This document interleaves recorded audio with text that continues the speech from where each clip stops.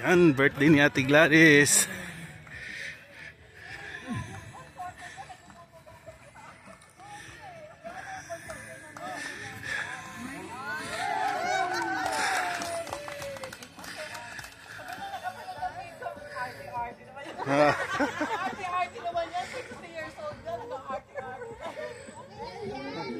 At least di naman mukhang 60.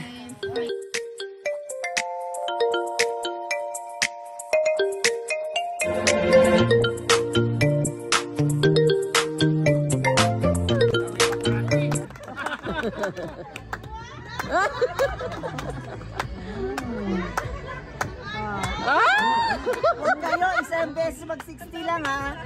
Oh, diba? Oh. Where's your chair, mother? Oh, there it is.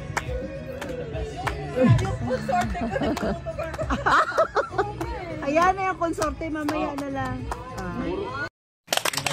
All for coming out to this beautiful crawling campsite. It's great fun. You know, a lot of good stuff happening here today. We have an amazing program that definitely wasn't thrown at the last minute. First things first, we would like to ask Pastor Andrew for a quick little message, encouragement. You know, what are some of her funny quirks? What are some things that that she does funny? When she dances. When she dances, yes. You know me. Sample nga ng dance. Her dances and her confidence with the dance, right? It's really awesome. Well, you know, I want to encourage you that after these 60 years, God has been faithful to you. In the scriptures, Isaiah 46, it says, even to your times of getting older and your hair that is turning gray, which I don't see your hair turning gray. I just colored. Okay. And your colored hair.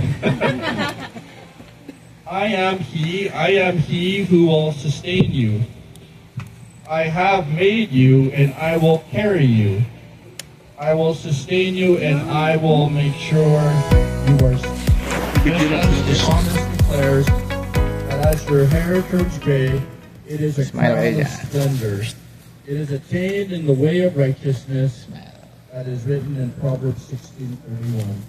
So your life as you've been showing the rest of us, including myself, has showed us the testimony of faith, perseverance, and Say hi to the Junbi vlog. live your life with God, and may God This is for Portuguese.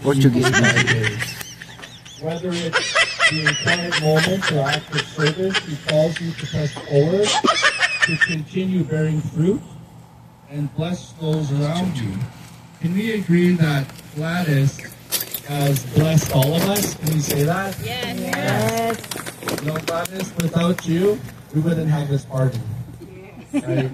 And most of all, without your love for us and your faith in God, you know, you mean a lot to every single one of us. And the people that are here because we've been impacted by you in some way, shape, or form. So may God bless you and keep you as you continue to live another year. And we'll come back again at 61. Is that true? Let's get back at 61. All right. thank you, Pastor. Di ba mainit dyan? Before you go, I'll Di man. Hindi naman. Usog ka sana po dito. Kasi ano yan eh. Spotlight. My favorite part when you say I do.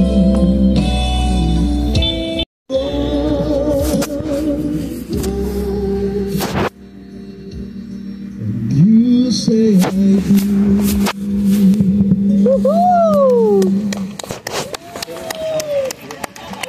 Amazing!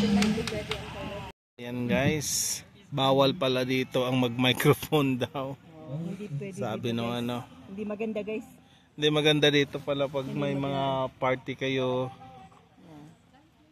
So ano lang. Walang microphone, walang sound system. Kung mag-party kayo dito, ganun. Bawal.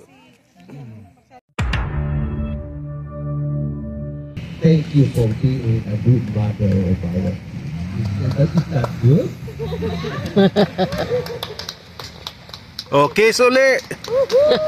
Kiss was. Wala. Hindi ko nakuha yung kiss nila. Kaya nag-request ako. Been so long. We've been together for so long. Together. Whatever ways. Pero nagre-reklamo ka na. Hindi na.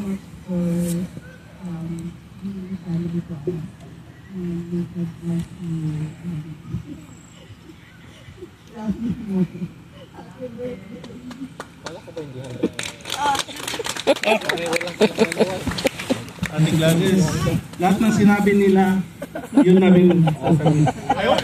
Second emotion. Sabi mo, ay second emotion. Copy paste. Yung mga sinabi nila.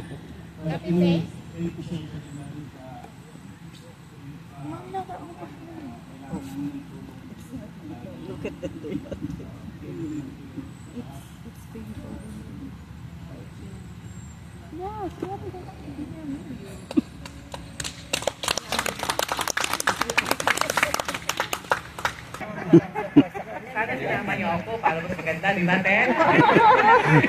But anyway, masarap din pala kayong panoorin. Masarap kayong panoorin na I said that we always, Rina and I always prepared all these kind of activities and events. But I never had this kind of, ako yung sineselebrate. Anyway, thank you so much, Rina. Weng.